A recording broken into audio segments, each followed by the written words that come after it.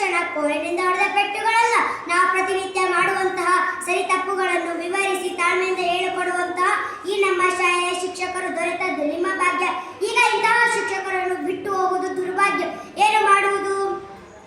ನಾವು ನಿಮ್ಮ ಜೊತೆ ತುಂಬಾ ಸಲ ಜಗಳ ಮಾಡಿದ್ದೇವೆ, ಎದುರು ಮಾತನಾಡಿದ್ದೇವೆ. ಅವುಗಳನ್ನು ಕ್ಷಮಿಸಿರಿ. ನಮಗೂ ಕೂಡ ನಿಮ್ಮ ಮೇಲೆ ಯಾವ ಬೇಜಾರು ಇಲ್ಲ. ಹೆಚ್ಚಿನ ವಿದ್ಯಾಭ್ಯಾಸಕ್ಕಾಗಿ ಹೋಗುವ ಸಮಯ ಬಂದಾಗಿ ಖುಷಿಯಿಂದ ಹೋಗಿ, ಚೆನ್ನಾಗಿ ಓದಿ, ನಿಮ್ಮ ಗುರಿಯನ್ನು ತಲುಪಿರಿ. ಇಂದಿನ ಬೀಳ್ಕೊಡು ಸಮಾರಂಭ ನಿಮಗೆ ಕೊನೆಯ ದಿನವಾದರೂ ನೀವು ಹೆಚ್ಚಿನ ವಿದ್ಯಾಭ್ಯಾಸಕ್ಕಾಗಿ ಹೋಗುತ್ತಿರುವುದು ಮೊದಲನೇ